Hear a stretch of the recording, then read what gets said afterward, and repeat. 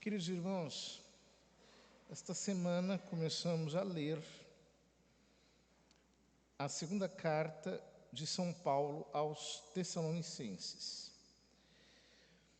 A comunidade dos Tessalonicenses é uma comunidade muito interessante, porque conforme nós lemos em Atos, se não me falha a minha memória, do capítulo 17 ao capítulo 18,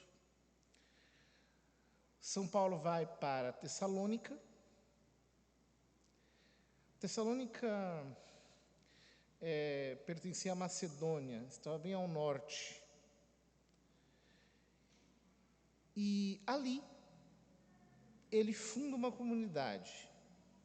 De lá ele parte para Bereia, onde havia uma comunidade de judeus que se tinham convertido, diferentemente da Macedônia, ou melhor, de Tessalônica, porque a Tessalônica é uma cidade portuária e uma cidade multicultural. Ali havia pessoas de diferentes religiões, o paganismo era muito forte, havia religiões muito ligadas ao esoterismo egípcio. Também havia o culto local aos deuses, o culto imperial a César. Era uma cidade bastante pagã. De lá ele vai para Bereia. Da Bereia ele vai para Atenas. Em Atenas ele não se dá bem.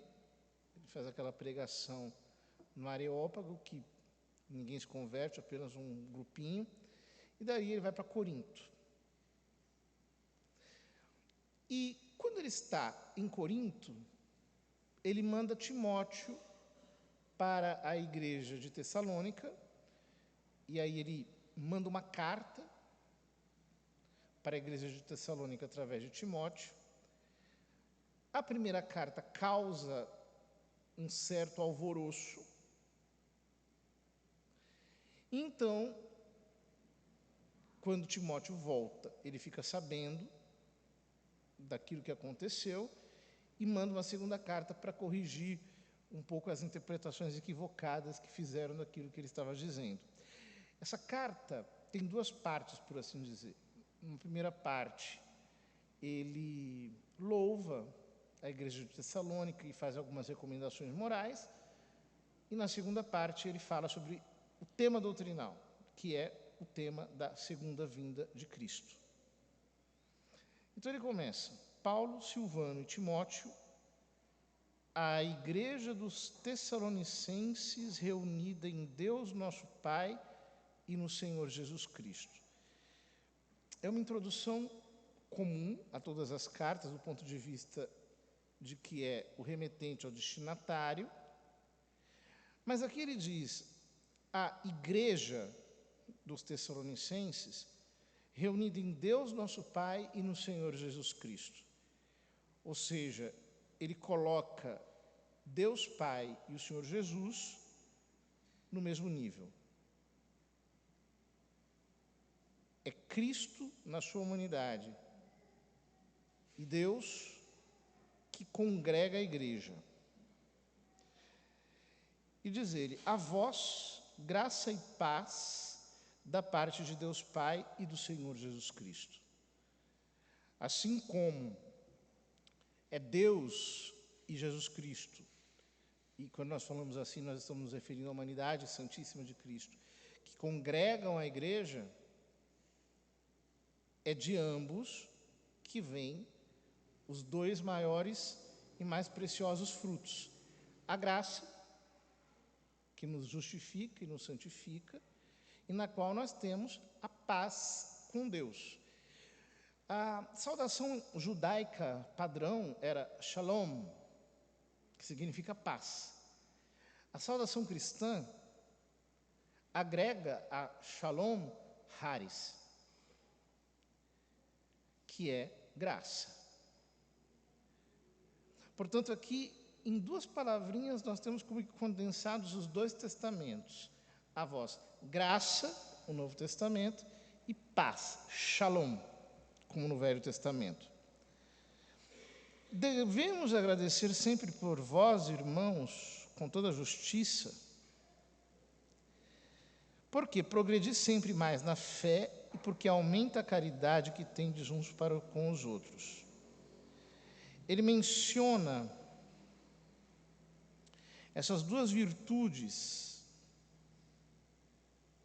que são como que o eixo da vida cristã, a fé e a caridade. A fé que progride. O que é o progresso da fé? O progresso da fé é o progresso da vida espiritual. É o progresso na nossa assimilação a Jesus Cristo, que nos faz sempre estar mais radicados nele. E ele diz, porque aumenta a vossa caridade. A virtude da caridade, ela é como um fogo, né? Assim como a fé é luz, a caridade é calor, mas a luz e o calor devem aumentar, devem crescer. Nós não podemos nos contentar com o nível de fé e de caridade que nós já temos. Nós precisamos expandir a fé e a caridade.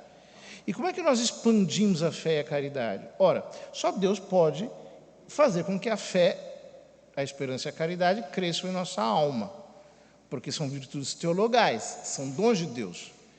Portanto, o único modo de crescer na fé e na caridade é mediante a oração. É orando, é permanecendo na oração.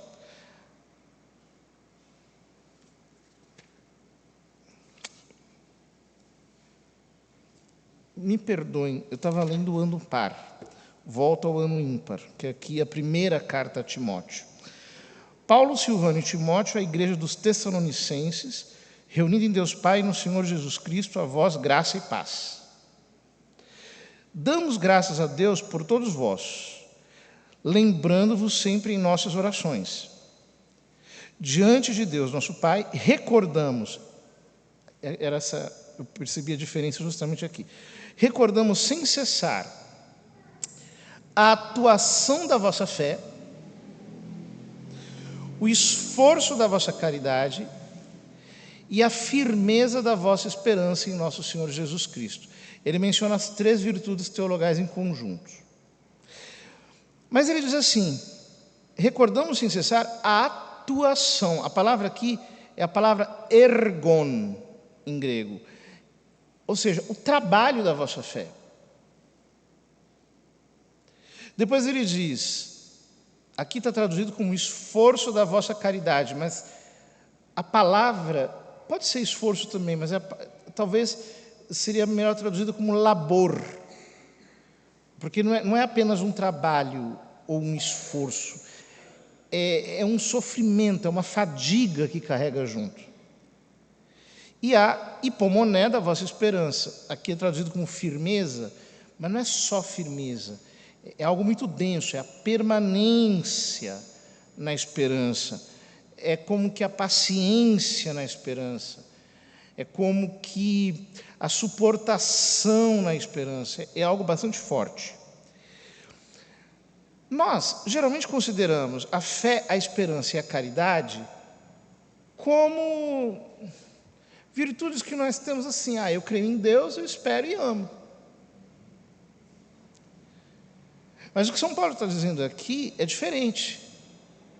Ele está falando do trabalho da fé. A fé tem que trabalhar. E o que é trabalhar a fé? Eu trabalho a fé pela meditação, pela oração. Eu preciso fazer com a fé como uma mulher, por exemplo, faz com as claras dos ovos. Eu tenho que trabalhar a fé, ela tem que crescer, mas ela cresce na medida em que eu oro, em que eu bato, em que eu medito, em que eu clamo, em que eu rogo. A fé demanda um trabalho, ela não é uma virtude passiva, nenhuma virtude é passiva, aliás. A esperança, ou melhor, a caridade, o amor, o ágape, demanda um labor, Então, não basta dizer assim, eu amo Deus. Mas, peraí, o que eu estou fazendo, efetivamente, para amar a Deus? Eu frequento os sacramentos, eu tenho uma vida de oração. Para amar a Deus, eu realmente me empenho, me esforço, luto ou não? Se é um amor cheio de platitude, não é a caridade. O amor a Deus tem que crescer em nós, é como uma chama que tem que se aumentar. E depois ele diz, a firmeza ou a paciência da vossa esperança em nosso Senhor Jesus Cristo. Que no fundo é o tema da carta, né? Que é aquela esperança que não dormita, em que nós ficamos ali, unidos a Cristo, esperando em Cristo. A esperança é uma virtude que precisa ser ativa em nós, ou seja, eu tenho que querer cada dia mais ver a Deus. Como diz a Escritura, vultum tum domine requiram. Senhor, é a vossa face que eu procuro. Eu tenho que ter uma esperança cada vez mais vibrante, cada vez mais intensa em Deus. E o que acontece? Num mundo cheio de um cenário tenebroso, nebuloso, ter esperança é apenas fruto da graça divina. Por exemplo, quando nós vemos os bandidos vencendo, os malfeitores triunfando, quem não presta indo para frente, qual que é a única coisa que pode trazer esperança a nós? É saber que Deus um dia vai botar fim nessa festinha. Isso vai acabar. Portanto, quem é justo é como Noé, né? Noé ficou construindo a arca. Diz a tradição judaica que foi durante 40 anos, né? Não se sabe. Mas, quando veio o dilúvio, será que ele ficou triste? Se ele passou a vida dele inteira esperando por aquilo, que viesse aquele momento que Deus lhe disse que viria. Veja, o dia do Senhor para nós é a nossa esperança. Portanto, nós temos que ficar firmes, nós temos que permanecer na esperança, sabendo que Deus um dia vai bater a mão na mesa e vai intervir de uma maneira definitiva. Sabemos, irmãos amados por Deus, que sois do número dos escolhidos. Porque o nosso Evangelho não chegou até vós somente por meio de palavras, mas também mediante a força, que é o Espírito Santo, e isso com toda a abundância. É muito interessante essa construção. Aqui a tradução não pega o teor da construção. Ele diz, o nosso Evangelho não chegou até vós apenas por meio de palavras, mas também mediante a dinamis, o Espírito Santo e toda a convicção. Seria a melhor tradução. Ou seja, como é que eu sei que o Evangelho está sendo pregado? Em primeiro lugar, tem dinamis, tem poder, tem força. A graça atua na alma. Ou seja, o Evangelho entra, o homem não fica inerte. Ele não é um morto que está parado. A palavra entra nele, com força, com uma energia sobrenatural que o transforma e produz fruto. Segundo lugar, por causa do Espírito Santo, há uma testificação interior. Deus se manifesta em nós, o Espírito confirma ao nosso espírito, a presença de Deus em nós manifesta. E isso gera o quê? Convicção.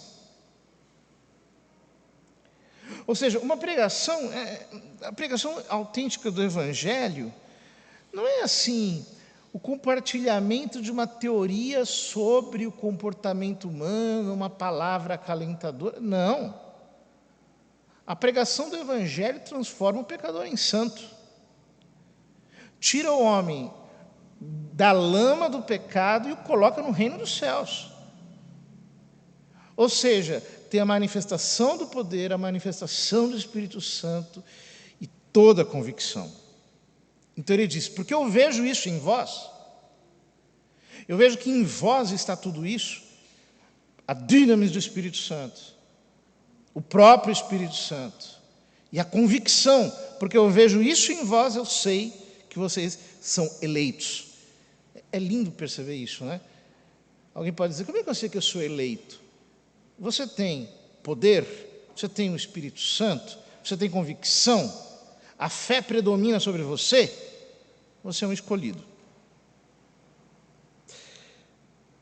Sabeis de que maneira procedemos entre vós para o vosso bem. A vossa fé em Deus propagou-se por toda parte, e assim nós já nem precisamos falar, pois as pessoas mesmas contam como vós nos acolhestes e como vos convertestes, abandonando os falsos deuses, para servir ao Deus vivo e verdadeiro, esperando dos céus o seu Filho. O que São Paulo está dizendo aqui é grandioso. A liturgia pula o versículo 6 e o versículo 7, que é quando São Paulo diz assim, que em toda aquela região da Macedônia e da Acaia, todo mundo está falando da comunidade dos Tessalonicenses. E a fama da santidade que existe ali, a fama do poder de Deus, a fama da presença do próprio Deus, a fama da convicção que eles têm, se espalha com tanta força, que São Paulo diz, eu nem preciso mais pregar. Porque se vê em vós a atuação do Evangelho. Já pensou o dia que uma igreja abalar uma cidade a tal ponto que já não se precisa pregar, as pessoas vêm por conta própria. O poder de Deus se manifesta, a graça age, Deus atua. Que coisa grandiosa ele está dizendo aqui. Mas ele diz, como vos convertestes abandonando os falsos deuses? Ou seja, nós não podemos misturar a fé cristã com idolatrias e superstições alheias à divina revelação. É preciso abandonar os falsos deuses.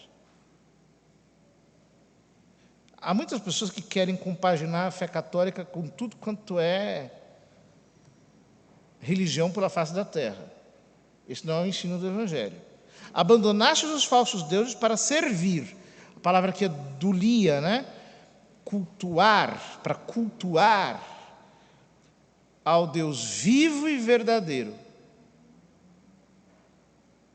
Essa imagem, Deus vivo, evoca, por exemplo, Davi, quando lutou contra Golias, tu vens contra mim com o teu exército, eu vou contra ti com o Senhor dos exércitos. Ou Elias, que desafia os profetas de Baal e diz que o Deus vivo se manifestará com fogo. Ele é um Deus vivo e verdadeiro, não é como os ídolos dos pagãos. Vos convertestes esperando dos céus o seu Filho,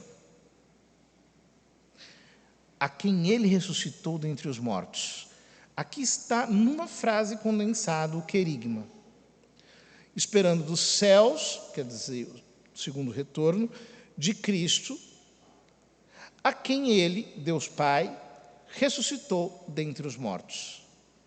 Ele morreu por nós e ressuscitou por nós e subiu aos céus e de lá voltará, diz São Paulo, Jesus, que nos livra do castigo que está por vir. A tradução mais correta seria, que nos livra da ira que está por vir. É muito interessante esse tema da ira do Senhor, inclusive porque ele aparece no Evangelho. Em João capítulo 3, versículo 36, o evangelista diz, quem crê no Filho tem a vida. quem não crê, sobre ele está a ira de Deus. E São Paulo, na segunda carta aos Coríntios, diz que os incrédulos são filhos da ira. O que significa isso? Pela fé em Jesus, eu me coloco debaixo do seu sangue, do seu sacrifício, da sua morte, da sua ressurreição. Eu estou resgatado, eu estou protegido, eu estou à sombra da cruz. Só que o dia do Senhor vem. O dia do Senhor vem. E esse dia, conforme nós vemos nas Escrituras, é um dia terrível. É o dia da ira, é o dia do acerto de contas, é o dia em que tudo vai ser acertado conforme a vontade de Deus. E diante do dia do Senhor, só passará realmente salvo quem estiver incorporado em Jesus Cristo. A salvação não é uma brincadeira. A fé não é uma brincadeira, a caridade não é uma brincadeira, a vida espiritual não é uma brincadeira. Deus está nos salvando. Nos salvando do quê? Todo mundo fala, né? Jesus Cristo é o nosso Salvador, Jesus Cristo é o nosso Redentor. Ele está nos salvando do quê? Do que Jesus Cristo está nos salvando? Jesus Cristo está nos salvando da ira. Jesus Cristo está nos salvando da justiça. Jesus Cristo está nos salvando de Deus. Porque quando Ele vier para acertar os pecados de todos, só quem estiver unido a Ele pela fé é que efetivamente será salvo. Isso é muito sério. E é muito interessante que São Paulo comece a primeira carta aos Tessalonicenses com esses termos. Vamos pedir ao Senhor que nós não brinquemos com a salvação, mas que nós estejamos verdadeiramente postos à sombra da cruz de Cristo, sabendo que aquele que está debaixo do sacrifício do Cordeiro não irá sucumbir diante do espírito da morte. Aquele que está selado pelo sangue do Cordeiro escapará salvo do dia da ira.